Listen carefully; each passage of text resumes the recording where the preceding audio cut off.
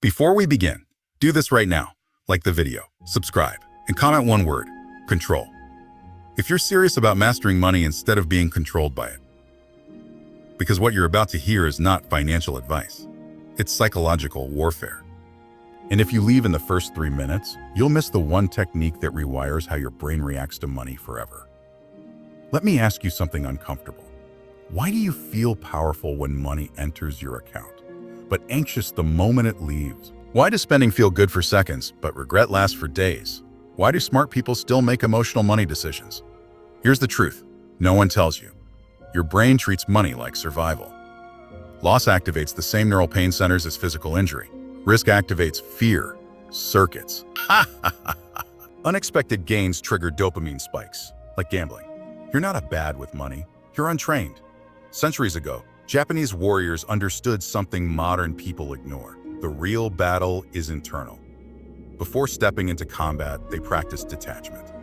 They visualized losing everything: status, sword, life. Not to become negative, but to become calm. Because when you accept loss mentally, fear loses its power. And a fearless mind makes rational decisions. Imagine handling money without anxiety. Imagine investing without panic. Imagine spending without guilt. Imagine earning without ego. That's what this story will show you. In this series, you'll follow a warrior who wasn't poor. He was unstable. Every coin he gained changed his emotions. Every loss shook his confidence. Until his master taught him the technique that changed everything. But before we go deeper, I need you to answer something in the comments. And answer honestly. When you receive money, which emotion hits first? 1. Excitement. 2. 3. Fear of losing it. 4. 5. Urge to spend. 6. 7. Pressure to prove something. 8. Type the number. Don't overthink it. Your answer reveals your financial psychology.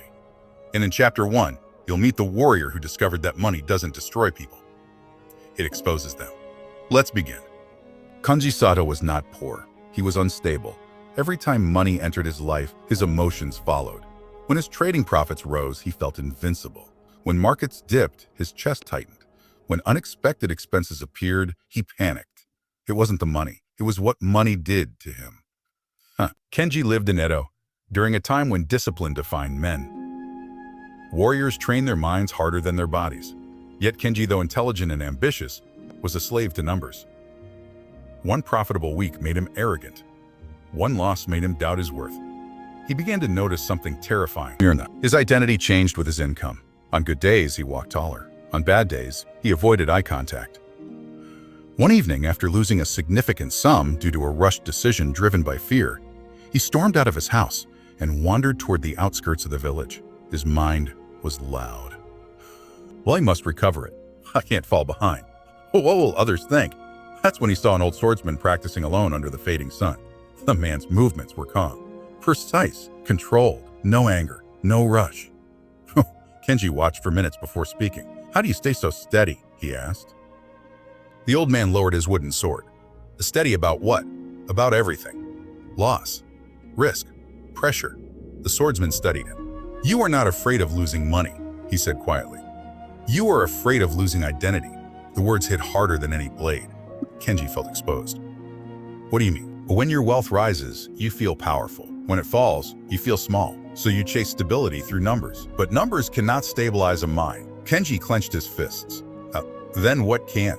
The swordsman turned away and began another sequence of movements. "Come tomorrow at dawn," he said.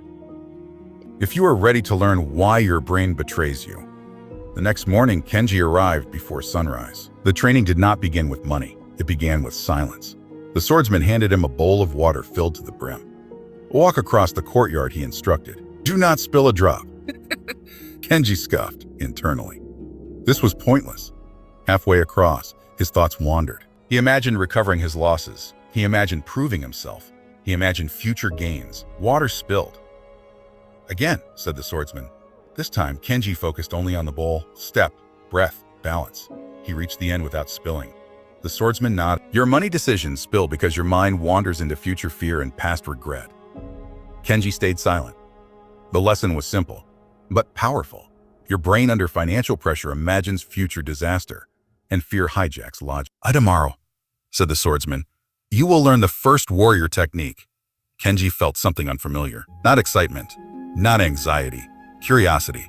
For the first time, he realized money wasn't the battlefield. His nervous system was. And in Chapter 2, the swordsman will force Kenji to confront the one exercise that made even warriors uncomfortable, visualizing total loss. Because until you can imagine losing everything calmly, you will never truly control anything. Kenji arrived before dawn. The air was cold. The courtyard silent. The old swordsman was already seated, eyes closed, as if he had been waiting long before the sun considered rising. "But today," the master said, without opening his eyes, "you will lose everything." Kenji frowned. "You already lost enough." The swordsman shook his head. "Oh no, you resisted loss. You feared it. You never accepted it." He motioned for Kenji to sit. "Close your eyes." Kenji obeyed. "I now imagine," the master continued calmly, "that your money is gone. Not some of it, all of it." All of it. Kenji's breathing shifted. "Your savings, your investments, your income, gone." A tightness formed in his chest. "You wake up tomorrow with nothing." His mind began racing instantly. "How will I recover? What will people think? What will I tell my family?" The master's voice cut through his panic. "Do not fix it. Do not solve it. Do not escape it. Just sit with it." Minutes felt like hours. Kenji's heart pounded as if he were in real danger. "That," the master said softly, "is your brain confusing money with survival." Kenji opened his eyes. "It feels real." "It is real to your nervous system." The master stood and picked up his wooden sword. Warriors trained to visualize death before battle. Not because they wanted to die, but because once they accepted it mentally, fear lost its grip. He paused. "Have you heard of Miyamoto Musashi?" Kenji nodded slightly. He fought without hesitation because he detached from outcome. Victory or death, both were already accepted. The master stepped closer. "You must learn to detach from financial outcome the same way." Kenji swallowed. "But if I accept losing everything, won't I become careless?" The master smiled faintly. "Acceptance is not surrender, it is clarity." He drew a line in the dirt with his sword. "When you fear loss, you act desperate. When you accept loss, you act strategic." Kenji thought back to his recent decisions. Chasing losses, doubling risks, acting fast to avoid discomfort. Every mistake had the same root: panic. "Your brain seeks immediate relief," the master continued. "That is why you make emotional trades, emotional purchases, emotional commitments." He pointed to Kenji's chest. "Your body reacts before your logic speaks." "Oh, how do I change that?" Kenji asked. "Exposure." The master instructed him to repeat the visualization daily. Sit. Imagine total loss. Feel the discomfort. Breathe through it. Do nothing. At first, your mind will scream, he warned. But over time, the fear response weakens. Kenji felt resistance rising again. "What if I actually lose everything one day?" The master looked at him directly. "Then you will rebuild calmly instead of collapsing." Silence filled the courtyard. For the first time, Kenji realized something shocking. His fear of loss was creating the very instability he feared. That evening, he practiced again alone. He imagined the accounts empty, the silence of no income, the judgment of others, the uncertainty. His pulse raced, but he stayed seated, breathing, observing, not solving. By the third night, something shifted. The fear was still there, but it was quieter. And in that quiet, a new thought appeared. If I can survive this mentally, I can survive it in reality. The next morning, the master gave him the next lesson. "Tomorrow," he said, "you will learn why waiting is more powerful than acting." Kenji frowned. "Waiting?" "Yes," the master replied. "Because your next enemy is impulse." And in Chapter 3, Kenji will face the discipline that feels simple but destroys most men, the power of deliberate delay. Kenji thought he was improving. He had practiced visualizing loss. His panic had softened. His breathing was steadier. But the master knew something Kenji didn't. Fear was only half the enemy. The other half was impulse. "Take it," he said. Kenji picked it up. It was heavier than he expected. "You may spend this today," the master continued, "on anything you desire." Kenji felt a surge of excitement. New tools, better clothes, a symbolic purchase to reward his discipline. But before he could stand, the master added one condition. "You may not spend it for 24 hours. Kenji blinked. "That makes no sense." The master's eyes sharpened. "That is exactly why it matters." Kenji carried the pouch home. All day it occupied his thoughts. He imagined purchases, calculated potential profits, felt the urge to act quickly. The longer he waited, the more intense the desire became. By evening, he felt restless. "This is ridiculous," he muttered. "It's my money. That was it? Or was it dopamine pulling the strings? That night, he realized something uncomfortable. The desire to spend was strongest when he felt bored, when he felt insecure, when he wanted to feel progress. Money had become emotional medicine. The next morning, he returned to the master. "Understand," Kenji said. "The urge weakens with time." The master nodded. "Impulse is a wave. If you act immediately, it controls you. If you wait, it loses power." He drew 2 circles in the dirt. "This is the emotional brain." He tapped the first circle. "This is the rational mind." He tapped the second. When you delay action, you give the rational mind time to speak. Kenji reflected on his past mistakes. Every rushed investment, every reactive decision, every emotional expense, he made in minutes. None made after calm reflection. The master continued. Warriors never attacked in anger. They waited, observed, breathed. He paused. "Have you studied Tokugawa Ieyasu?" Kenji nodded faintly. "He won not because he was the strongest," the master said, "but because he was the most patient. While others rushed into battle, he waited for the right moment. Patience was not weakness. It was strategy." Kenji returned home and created a rule. No unplanned spending without a 24-hour delay. No investments without one night of reflection. No financial decision made in emotional highs or lows. The first week was difficult. He caught himself reaching for quick action, again and again. But each time he paused, something interesting happened. The urgency faded. Clarity appeared. One evening, he almost invested heavily in a risky opportunity. It felt promising, exciting, urgent. He waited. The next day, new information surfaced. The opportunity collapsed. For the first time, he didn't feel lucky. He felt disciplined, and that felt better. The master watched his progress silently. Then one morning he said, "You have weakened fear. You have weakened impulse." Kenji felt proud. But the master's voice lowered. "Now you must face something deeper." "What if?" Kenji asked. The master looked at him carefully. "You still believe money defines you." Kenji's pride dissolved instantly. "And until that belief dies," the master said quietly, "your discipline will always be fragile." In Chapter 4, Kenji will confront the most dangerous illusion of all, the belief that wealth equals worth.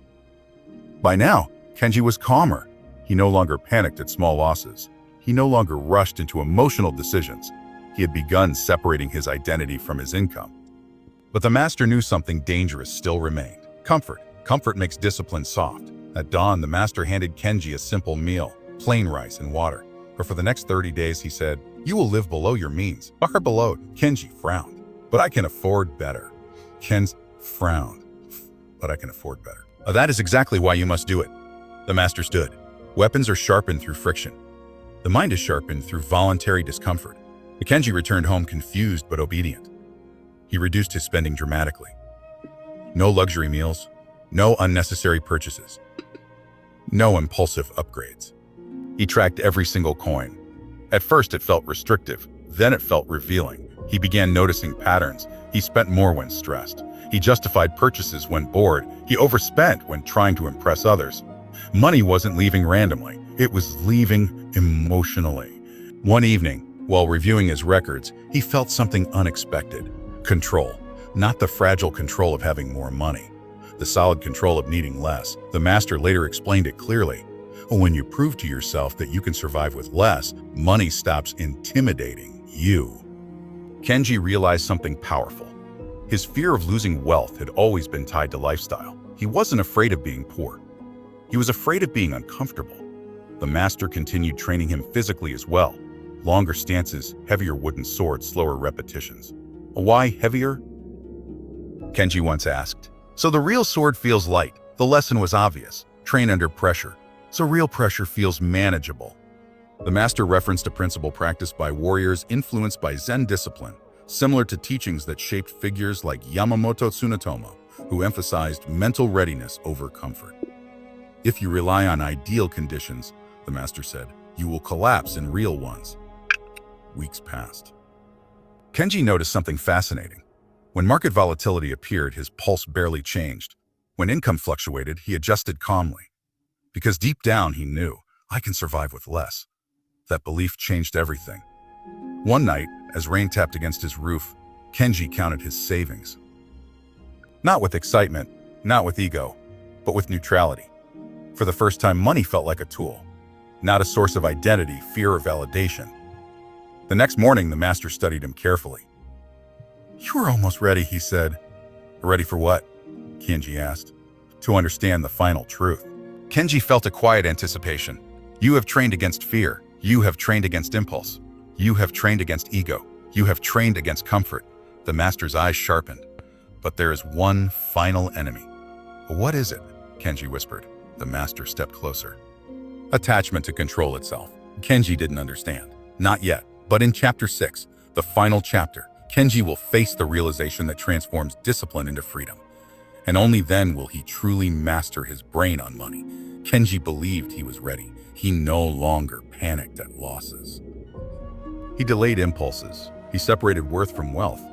He could live with less. He felt disciplined, strong, in control. And that was when the master struck. Not with a sword, but with a sentence. "You are still attached." Kenji frowned. "Attached from fear. I've detached from fear, from grief, from comfort." The master's gaze was steady. "You are attached to control." The words unsettled him. Control had become his pride, his proof of growth. "Is control not the goal?" Kenji asked. The master shook his head slowly. "A control is a tool. Freedom is the goal." He led Kenji to the courtyard where their training had begun months earlier. The same ground? The same silence? "This morning," the master said, "you will do nothing?" Kenji blinked. "A nothing. A no tracking, no planning, no calculating, no optimization. You will sit, and whatever thought arises about money, you will let it pass." At first it felt easy, then uncomfortable, then unbearable. His mind began whispering, "You should review your accounts. You should refine your strategy. You should plan next month." The urge to manage was intense, not from fear, from identity. Discipline had become his new ego. "I am the man who controls money," his mind repeated, and suddenly he saw it. He had replaced one attachment with another. Before, he needed wealth to feel powerful. Now, he needed control to feel superior. The master spoke softly. "A true warrior does not cling, not to gain, not to loss, not even to discipline." Kenji remembered something he once read about Miyamoto Musashi, that the highest mastery was moving without obsession over victory. Not passive, not careless, but unattached. Money is movement. It comes. It goes. To grip it too tightly is to create tension. To reject it is foolish. To obsess over controlling every outcome is still fear, disguised as strength. Kenji exhaled slowly. For the first time, he allowed uncertainty without trying to manage it. He allowed fluctuation without reacting. He allowed success without ego. And something surprising happened. Something. Not the peace of having more. Not the peace of preventing loss. But the peace of not needing either. The master nodded slightly. "Now," he said, "you understand. Kenji's wealth did not suddenly multiply. His life did not become risk-free. Markets still moved. Expenses still appeared. Opportunities still came and went, but internally, stable, calm, unshaken, because he finally understood the warrior technique that changes everything. Train your nervous system. Delay your impulses. Detach your identity.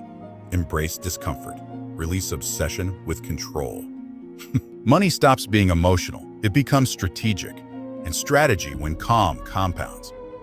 Years later, people asked Kenji his secret. He never spoke about profits first. He spoke about psychology. Because your brain on money determines everything. Now let me ask you something, and I want you to answer honestly in the comments. If tomorrow you lost 50% of your wealth, would you panic or would you adjust? Type one word. Panic or adjust. Your answer reveals where you are in this journey. And if you made it to the end of this series, comment warrior. So I know who is serious about mastering their mind, because money doesn't change you. It exposes you.